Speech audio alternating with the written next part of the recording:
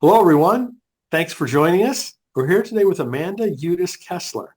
Amanda is the author of a new book coming out soon from Pilgrim Press titled Abundant Lives, A Progressive Christian Ethic of Flourishing.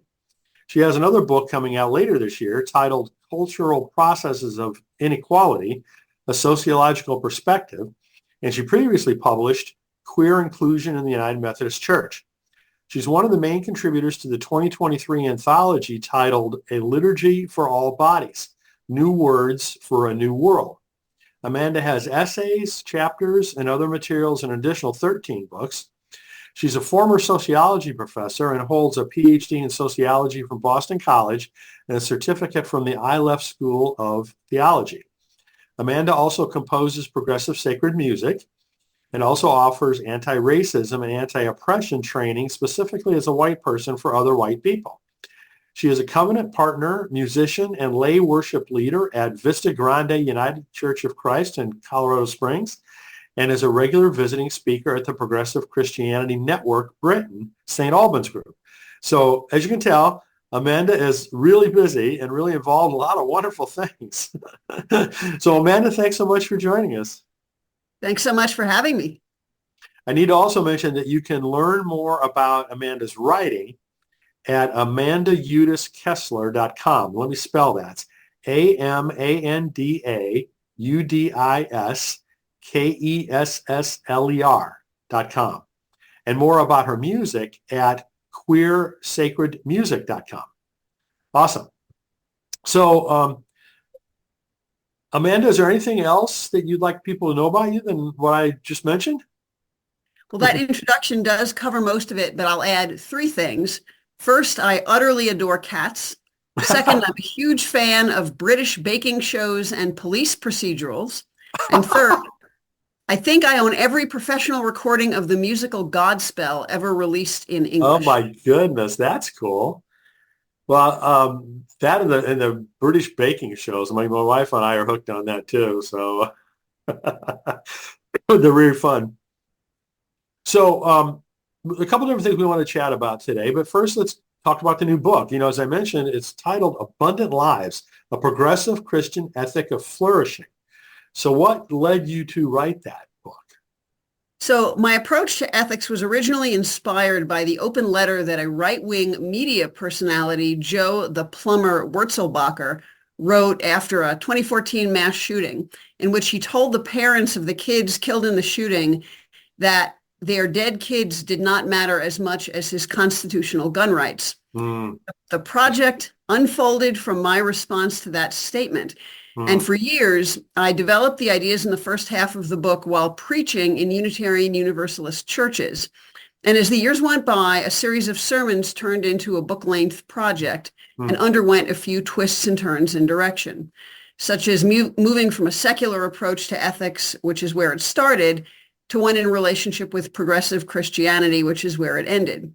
But I knew from early on that this was a big enough and complicated enough set of ideas that it was going to eventually need to appear in book form. And I need to say it's an excellent book. I mean, it's a unique, at least for my reading, a unique perspective that's very helpful in a lot of different ways. So for those of you that follow our blog, you'll see some excerpts from that coming in a couple of months. Can you please describe for folks what the arc of the book is, the overall theme Sure. and path? So I start by arguing that ethics should be based on human well-being, not on abstract principles like rights or freedom, because those principles can be used either for human well-being or to cause human suffering. I then lay out 10 attributes that are core to what it means to be a human being. So, for example, we are embodied beings, emotional beings, relational beings, meaning-making beings, and so on. I argue that we largely flourish and suffer through these attributes, and that systemic inequality blocks our flourishing and causes suffering, especially for members of socially devalued groups. The first half of the book then lays out and elaborates on a set of claims that moral values, beliefs, actions, and institutions are those that promote human flourishing, while immoral or morally problematic values, beliefs, actions, and institutions are those that block flourishing or cause avoidable human suffering. The second half of the book puts these ideas in conversation with contemporary progressive Christianity. So I start there by noting some what I call proto-flourishing ideas in the life of Jesus, the values of the prophets, and the practices of early Christian communities. I then consider the relationship between love, flourishing, and concepts of God. I conclude that we can love God, ourselves, our neighbors, and our enemies by tending to our own flourishing, their flourishing, and the flourishing of creation. And as I say this now, flourishing sounds really vague and broad, but in fact, what I mean by it turns out to be very concrete, because flourishing is tied to human attributes like embodiment. To flourish bodily, we need access to survival resources such as food, water, shelter, and medical care. We need safety from harm, trauma, and violence. And we need freedom to use our bodies in ways that bring pleasure and a sense of efficacy. So, for example, working against hunger, poverty, sexual assault, and war are concrete ways to help people flourish and thus live out our commitment to love God, ourselves, and others. And the final two chapters of the book focus on the work we do as individuals and church communities to live into this very challenging invitation. And so one of the things I like about the book that you can tell from what you just described is that it spans different levels, right? You know, it's one perspective, it's kind of academic, you know, and depth of rigor and thought and articulation, but at the same time, incredibly practical, you know, and which many times I get frustrated by books that, you know, will be really great at analysis, but they don't say anything about what do we do about it or very little about that, you know, and I like how yours, you know, spans that. Thank you. I'd like to read an endorsement for the book from none other than our wonderful friend, Brian McLaren. He says the book is beautifully written, deep yet easily accessible, and so comprehensive. It offers us one of the best introductions to progressive Christian living I have ever seen. Now, that is a serious comment from none other than Brian McLaren, who's seen it all, right? I mean, what book in the progressive Christian space has he probably never seen, right, or read, or asked to comment on, whatever? So how would you say that the book is an introduction to progressive Christian living? Well, first, I have to say I was absolutely gobsmacked when I saw that endorsement. I really was not expecting anything quite like that. But whether the book is as good as he thinks or not, I agree that it is an introduction to progressive Christian living. So as I understand it, progressive Christianity unfolds from Jesus's two great commandments, love of the holy, however we understand the holy, and love of other people. Christianity that is specifically progressive invites us to live into this love and live it out in the context of the modern world with humility, respect for other approaches to religion and spirituality, and a deep appreciation for the wisdom of science. The core religious claim in the book is that we love ourselves by attending concretely to our own flourishing and minimizing our own suffering. And we love others, including our enemies, by attending to their flourishing and minimizing their suffering. We can do this as individuals, but because so much suffering is large scale and systemic, we also have to do it collectively by working against racism, sexism, and other forms of inequality, by struggling against authoritarianism, violence, and war, and by restoring our damaged ecosystem. That is a lot of work, and we are doing it in the face of individuals and social systems with, to put it generously, different values and priorities. So the final two chapters of the book are specifically about progressive Christian living. Chapter 6 addresses our need to cultivate virtues that will help us flourish and discusses spiritual formation and psychological healing work that may be able to help us cultivate those virtues. And finally, Chapter 7 addresses issues of justice and how church communities can live into progressive Christian virtues. So as I said, it's quite comprehensive, you know, in scope at the same time as being very, you know, pragmatic. So I love that. So in the book's description, it says let me start that over. The book's description says it invites sociologically informed engagement in human well-being based on Jesus' command to love God, our neighbors, ourselves, and our enemies. So for those of us that are less sociologically informed, can you tell us what that means? Sure.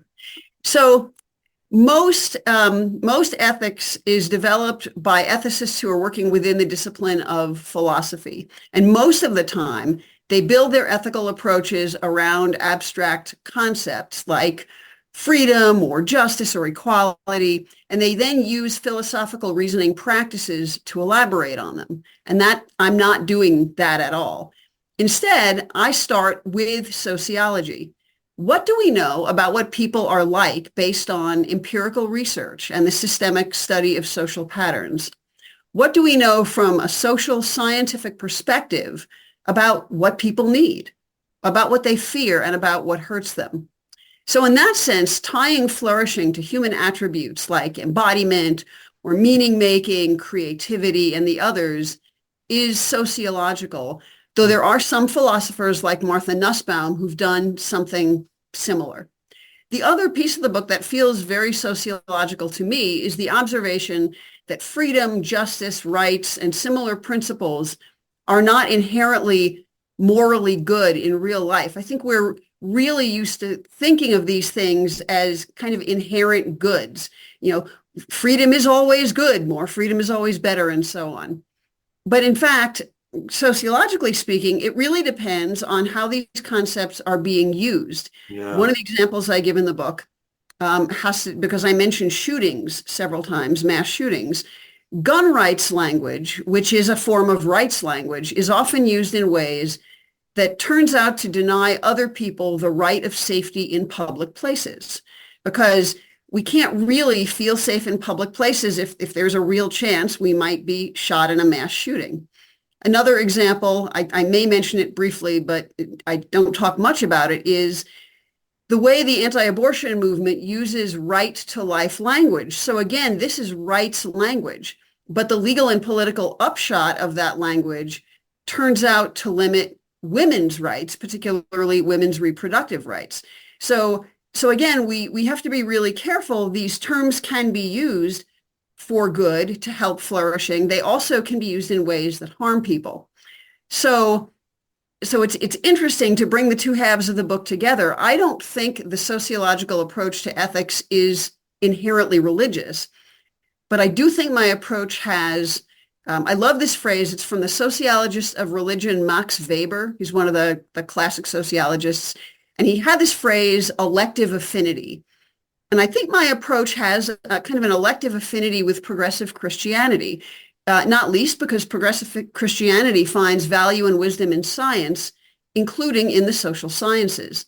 So using sociological thinking in the service of Jesus's vision feels both a little odd and utterly right to me.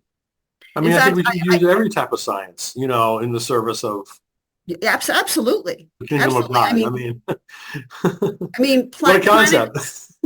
Planetary flourishing is going to require a lot of use of the natural sciences and the social sciences.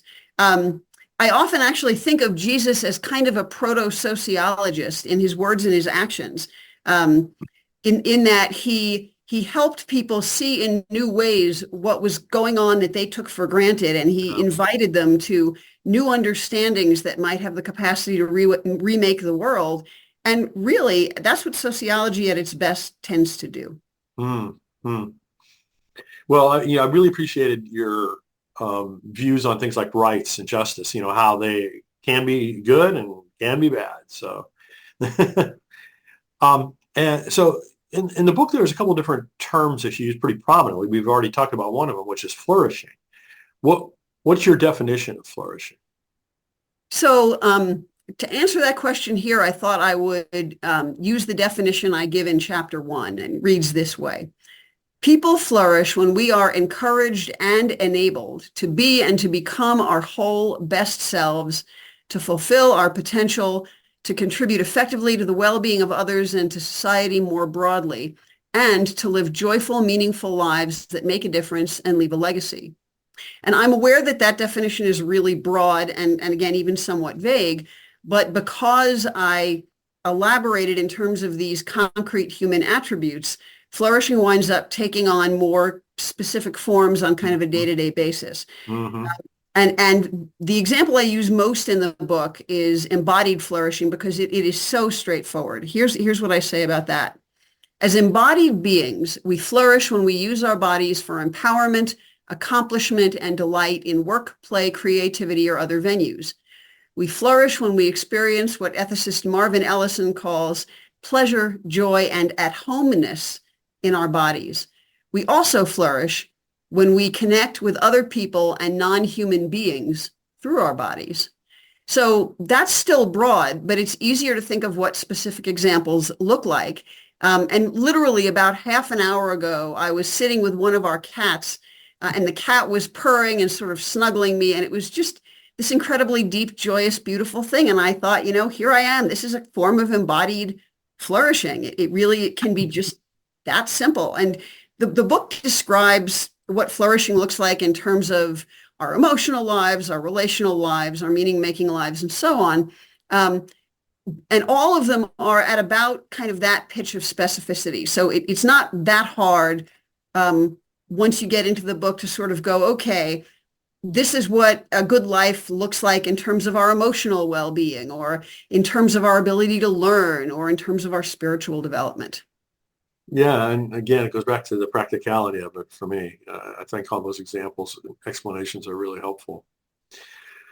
So another word that you use is kingdom, not kingdom, but KIN-DOM. Can you explain to folks what you mean by that? Sure. I did not coin this phrase. That the term kingdom of God was actually coined by a Cuban-American feminist theologian named Ada Maria Isase Diaz. And it's equivalent to the term kingdom of heaven that Jesus is reported as using in the Gospel of Matthew. Now, the Gospels of Mark and Luke use the phrase kingdom of God, but as an observant Jew, Jesus would more likely have used kingdom of heaven. Jesus lived in a time of kingdoms, and we don't today. It made sense for Jesus to contrast the kingdom of heaven with the kingdom of Caesar as Jews experienced it under Roman occupation. So that contrast, and indeed even sort of the Palm Sunday pair of marches entering Jerusalem, Pilate on the one hand and Jesus on the other, give us these really profoundly alternative visions of what the world should be ordered like, and who should run it and how should they run it and so on.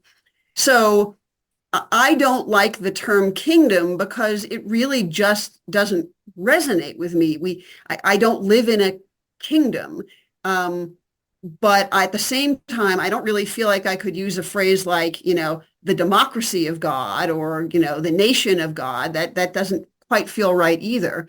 And the term kingdom to me implies community, and it also reminds us of Dr. King's use of the phrase beloved community.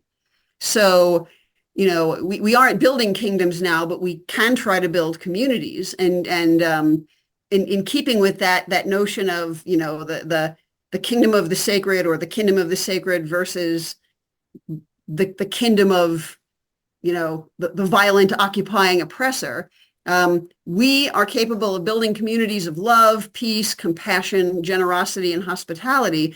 But we are also, as we see every day, perfectly capable of building communities based on hatred, violence, cruelty, greed, and selfishness.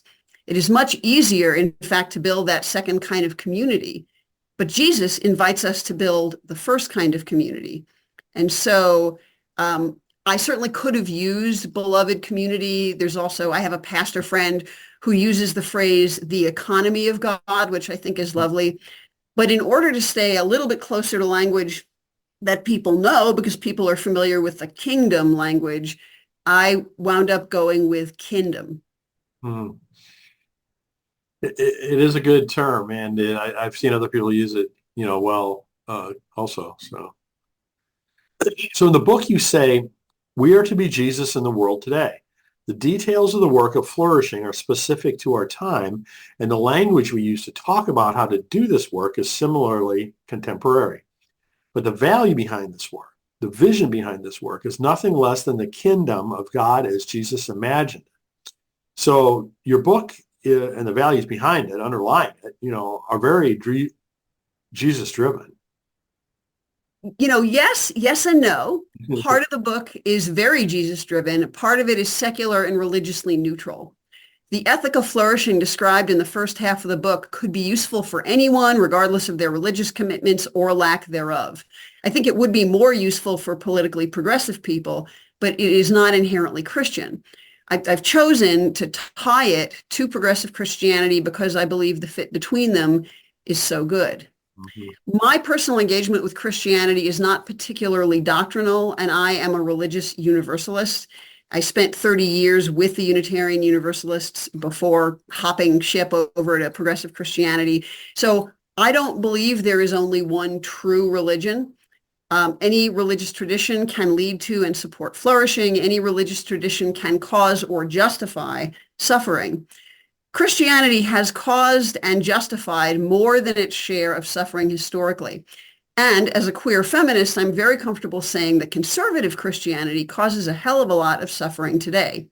But all of that said, I am personally deeply taken with Jesus's vision, whether we call it the kingdom of God, kingdom of heaven, or beloved community. I am absolutely besotted by his dream of a world of justice and joy, well-being and gratitude centered in a relationship with the holy. I do want this book to contribute to and further that vision. So for Christian readers, I think we are to be Jesus today. But I could also comfortably say that for Buddhist readers, I think we are to be the Buddha today. For secular readers, I think we are to contribute to the flourishing of humanity today. Maybe this is a little weird, but I don't find any contradiction in those three statements. Oh, I don't either. Not at all. All you have to do is read Frederick Buechner's definition of Christian to understand that. And I won't go any further, but yeah, I totally agree. So one thing I was impressed about is that you're donating 50% of all your royalties from the book to an organization called One Nation Walking Together. Can you tell us about them? Sure. I have known about them for years, but I got more connected to them because they are one of my current church's mission partners. So here's what their website says. One Nation Walking Together strives to make a positive impact in the lives of Native Americans, a people that are underserved and misrepresented. One Nation Walking Together is an organization about people helping people, not a cause. By loading 53-foot semi-trucks that deliver up to $2 million worth of donated goods to reservations annually, One Nation Walking Together provides hope and services to Native Americans in Colorado and 7 surrounding states. Their URL is https://www.onenationwt.org. The WT stands for Walking Together. And there's a slash after the org. So I've long donated money I made from my music to racial justice organizations. And traditionally, I donate it to organizations that support African American communities. But I felt a leading to do something a little different with this book. And the donation idea came to me while I was writing the land acknowledgement with which the book begins, which is why the mention of the donation follows immediately after that land acknowledgement. Very cool. That's wonderful. So I'd like to shift gears a little bit and talk about the whole concept of finding your next calling. From a career perspective, you've been a sociology professor, a college administrator, but now you're writing books. So let's talk about what led you to start new things and how did you go about making that transition? Sure. In some ways, it's been less of a transition than it might first appear. I'm still a college administrator. I still actually do some guest teaching. So my writing, my music creation, anti-racism training, and the other kinds of trainings I do all take place around the interstices of my day job. And I've known for a long time that my calling might not line up perfectly with my employment. I do serve people and academic communities in the context of my job, and I'm glad of that. But the creative work and justice work that gives my life its deepest meaning is not how I make my living, and I would not want it to be. This way, I have a good salary and health insurance, and I have the freedom to do things like give my music away for free and donate half of my book royalties to One Nation Walking Together. That's my choice. That's how it's worked for me. Different people have sort of different ways of blending those things. But there has been something of a transition in recent years. So my focus on these projects, the amount of time I spend on them, and kind of the intentionality with which I engage in them has increased really substantially. And here's some of the story behind that. In 2016, I was diagnosed with liver cancer, and I genuinely did not expect to live to see 2017, let alone 2024. Wow. The treatment that was supposed to slow the cancer destroyed it instead, and I've been cancer-free ever since. Yay. So that, along with some other health-related and emotional changes in my life, gave me a profound sense of urgency about making my mark on the world. And it also freed up a lot of energy and capacity I had not previously had, or maybe a better way to say it is that I'd not previously had access to. So there's that old saying, when the student is ready, the teacher appears. And in my case, it was more like, when I was ready to turn my focus in these directions, the opportunities appeared. But it is also true that I became much more intentional and strategic about seeking out opportunities and noticing them when they came my way. Another big change is that I became willing to do things to support my projects that I had not in the past. When my first book, Queer Inclusion in the United Methodist Church, was published in 2008, I did nothing whatsoever to support its marketing at all. It was published by Routledge, which is a massive academic publisher, and I figured they'd take care of the marketing, and I just went on with my life, and it got out there somewhat.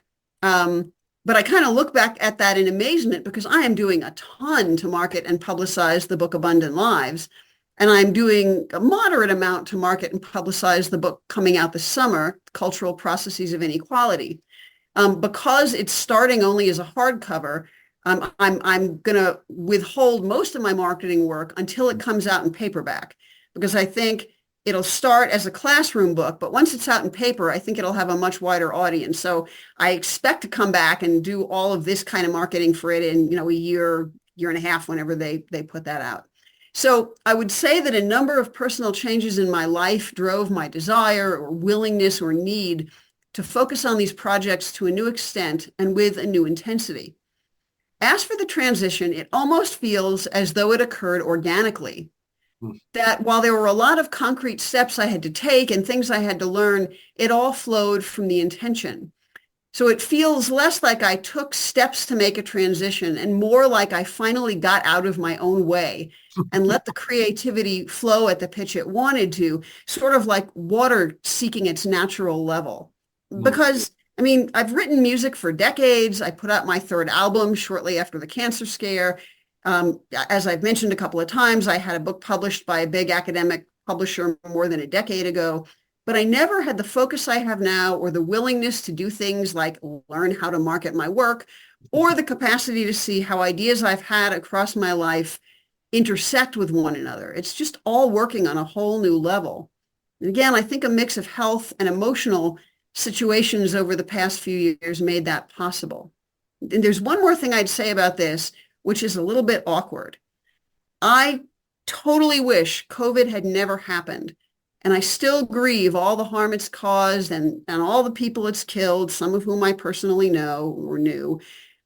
But it is also true that COVID turned out to spur my creative life and opportunities in important and unpredictable ways. So a main thing I did with my time during COVID was write a ton of free use progressive sacred music that churches could use in online services without spending money on it, without registering it or reporting it anywhere. So churches could use these videos in their online services, or they could download scores if they couldn't afford a music director. And because I not only wrote that music, but put it out to all these communities that needed it, this introduced me to huge networks of progressive religious people, many of whom later became really valuable contacts for Abundant Lives. I'll tell you one story about that in a few minutes in answer to another question. But it's, again, I find it really awkward to say this, but COVID, which was such a nightmare for so many people and has been such a devastating phenomenon, for me became this opportunity to just give back a lot. And that then helped facilitate what I'm doing now. Hmm. Well, you mentioned another very Buechner-esque aspect of that, paying attention to opportunities, Mm, right? right. I mean, and you've turned lemons into lemonade too, so that's a wonderful thing. Mm. So let's talk about discernment a little bit, kind of like the decision-making process around, okay, do I do this? Do I do that? Are there any particular people or processes or reference materials that you found helpful in your discernment? So I cannot overstate the importance of self-awareness, psychological healing work, and spiritual formation. And I recognize that these are really different for different people. But when I reflect on the past few years, my limitation in the past was never a lack of ability to accomplish things. It was a lack of understanding about myself, what I wanted, my strengths and weaknesses, how to prioritize, how to make myself learn about things that frightened or bothered me, like marketing. When we're too filled up with ourselves, our preoccupations, our fears, and our egos, we don't have space to listen well and learn. And in recent years, I found myself newly able to listen to my inner yearnings and follow them, even when doing so is challenging, scary, or exhausting.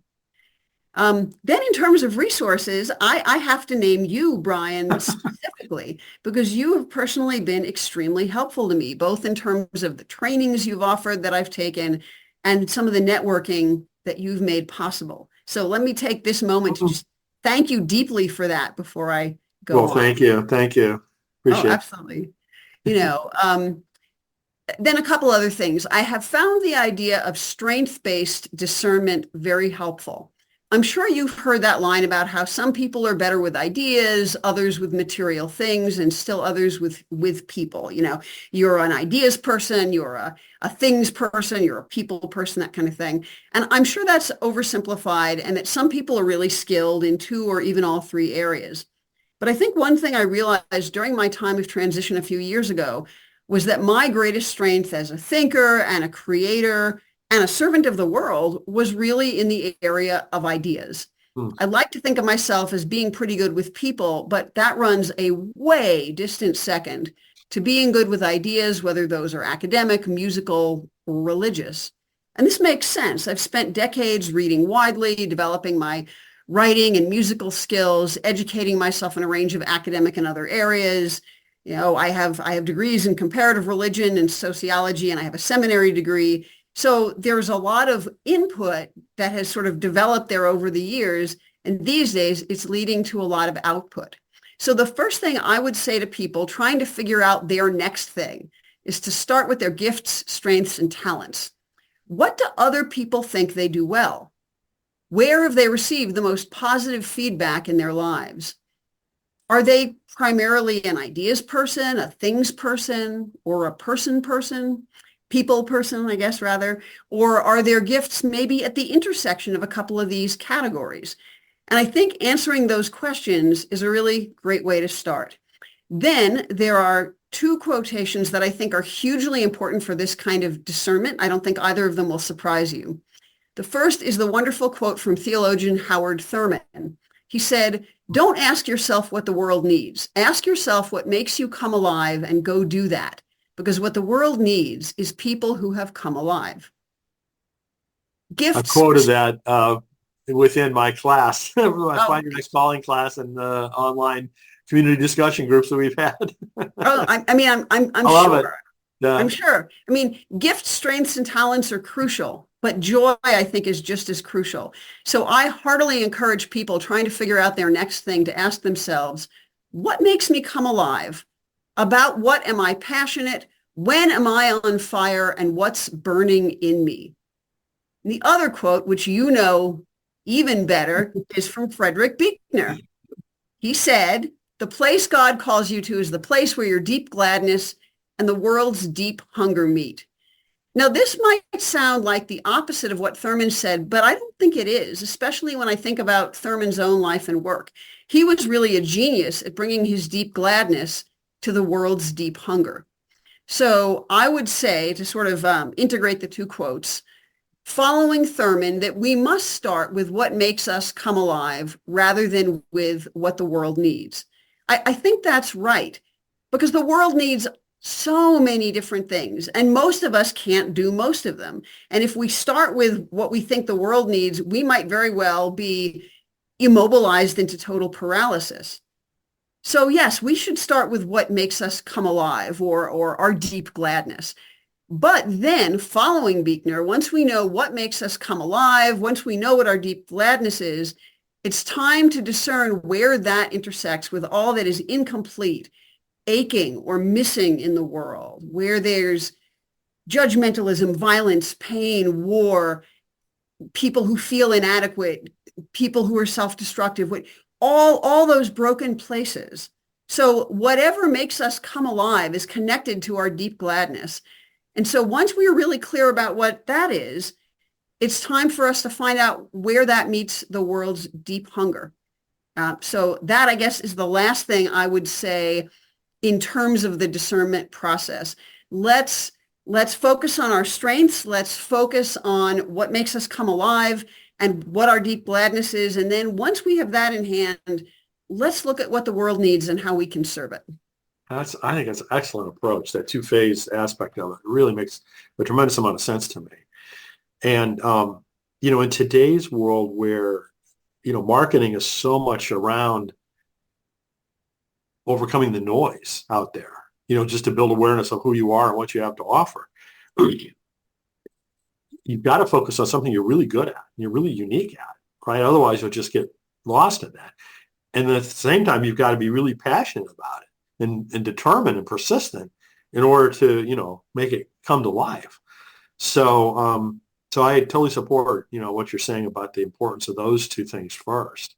And then, finding some place to apply it, right? That makes sense. That's a need, right? I mean, amen. Amen. I love it. So you've been, at least toying with entrepreneurship, kind of a single person entrepreneur, a part of your life, for a while now. What kind of advice do you have for anyone else that is thinking about that? So absolutely crucial. Build networks, cultivate friendships, serve others wherever and however you can. Find communities that want or need what you have to offer. And the funny thing is, I was told this at the beginning of all of this, of these processes, and I sort of thought, yeah, that sounds good. That sounds like what I should be thinking. But it's turned out to be utterly true for me. And I'm actually going to tell one story of how that has panned out for me, which is quite amazing, which is the story of how Abundant Lives got published and why you can hold it in your hand today. So I found its initial publisher because I was reading a book by a progressive Christian blogger whose blog I followed. And as I was looking at the book, I thought, I think the publisher of this book might be a good fit for this project. So I contacted them and they took the book. They accepted it. I wrote most of it, and then they promptly went out of business. And I thought, okay, that's the end of that. And I was quite dejected. And, I'm a pretty big Facebook person. So I posted about this on Facebook. And then the really amazing thing happened. One of my Facebook friends has a leadership role at the United Church of Christ. And I had previously written a worship song for his office during COVID. It wasn't a commission. I just wrote it out of the kindness of my heart. I thought, his office doesn't have anything like that. I can write them something. So I wrote the piece, made a score, made a recording, made a video, did all the things, sent it to him, and didn't think anything else would ever come of it. Well, this particular friend saw my Facebook post about the publishing company going under, and he happens to be friends with the managing editor of Pilgrim Press, which is the UCC publishing arm. And so he put me in touch with her. He promoted my project to her and sort of guided me in how to work with Pilgrim. One thing led to another, and now you have, the book in your hand. So in what sense can we say how Abundant Lives, the book, came to exist? It exists because I read progressive Christian blogs and books, and because I was strategic in noticing that there was this particular publisher that I thought might be interested in my project. The book also exists because I had learned enough about writing nonfiction book proposals and contacting publishers to sell the book effectively. But the book really exists because I'm Facebook friends with someone who knew someone in a position to publish the book, and because I'd already done something generous for the Facebook friend in question in the past with no expectation that anything would come of it. Now, when I give creativity workshops, which is another one of my side gigs, I talk a lot about the interplay between perspiration and inspiration, or what I call grit and grace. And I think this kind of entrepreneurialism is similar. There's a ton of labor, but there's also this matter of being open and awake when opportunities arise. Ultimately, I think there actually is no such thing as a single person entrepreneur. I think it takes a village for every entrepreneur to succeed. We might be at the heart of our own enterprises, but they very quickly become communal enterprises. So what I would say to other people is make those connections and find your people and do good things for them, and they just might do the same for you. I can't promise that will work for everyone, but it's worked for me multiple times, of which this book is only one example. And I should also note that this is also guidance that you give in your training. So Absolutely. Nothing that will surprise you there. No. I mean, I've experienced the same thing multiple times, where, you'll build a relationship with some set of people, and great, interaction and, participation, collaboration, whatever. And then all of a sudden, out of nowhere, there's all these opportunities to collaborate with that person or that group of people for completely other things that you never even dreamt of, of doing. And so, the serendipity of that, the being at the right place at the right time, whatever you want to call it, you just can't, I personally can't speak highly enough about the benefit of positive relationships with, positive people. Yeah. And the one other thing I would say may sound surprising, and many people might disagree with it.